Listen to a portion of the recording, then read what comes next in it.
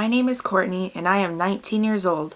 This is just some things that have happened in my life. I was born November 28, 1993 at 8:28 p.m. I am the youngest child in my family, which was always hard because everyone else was so much older than me. So there were no kids to play with, but I tried to fit in with the adults the best I could. At home, my parents always fought. I would have to shut myself in my room and pretend not to hear it.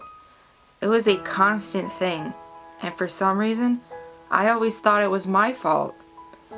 I couldn't understand why they were so unhappy together, and wondered why they didn't just get a divorce.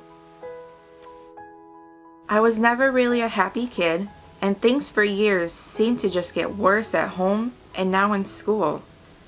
Throughout my years in elementary school, I was always known as the quiet girl, or the girl who never smiled, because I never did smile.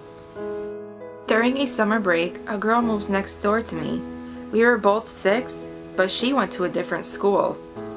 We became friends, and while we were playing in a sandbox, she asked me, "Why are you so fat?"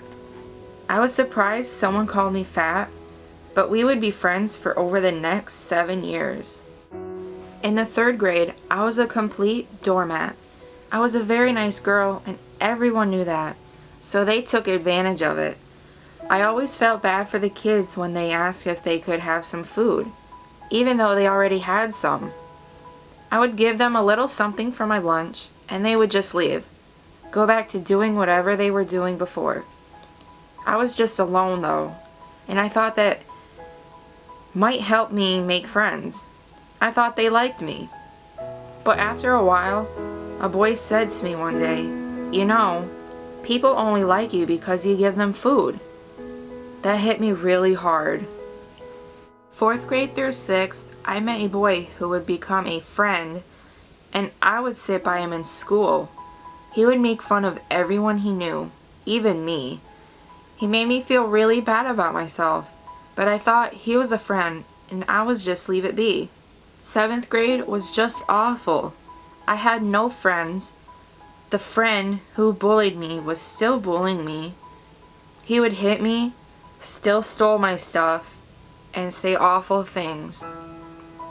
Everything around me got so bad, I started self-harming. I had razors and knives hidden in the heater vents under my bedroom floor. That was my escape. And I was only 12. I was 12 and already I wanted to self-harm and just die. During the summer after 8th grade, my mom announced she sold our trailer and we were moving to Florida. But in my new school, I ran into a bully again. This time, it was much worse. This boy was very mean, just a horrible human being in general. I was actually afraid to go to school now. Oddly enough, we were in the same history class, in which I excelled in. I made straight A's throughout the year in that class. I was so proud to have a trophy for it too.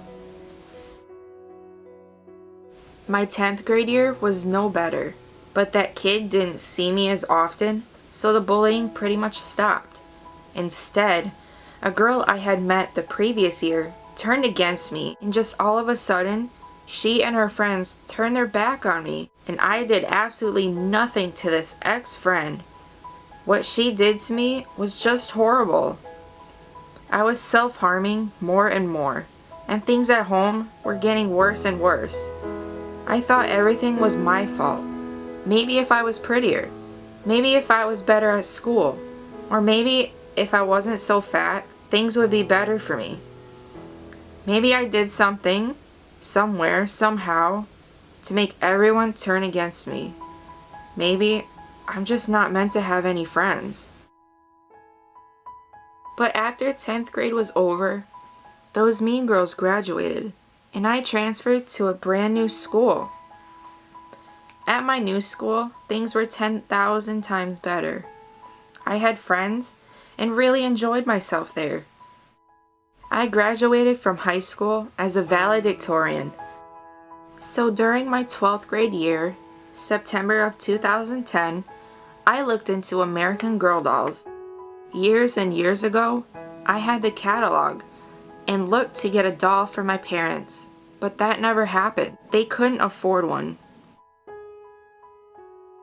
I was looking at a Just Like You doll, number 28. For my 17th birthday, I got my first American Girl doll, Felicity. I was beyond excited. She would be the start of an agey addiction. American Girl dolls are helping me through a lot. I found a passion for dolls and photography. Without them, I don't know what I would do. It took a very long time, but I am starting to realize everything isn't my fault. I did nothing to deserve what I got through school, but I'm living with it.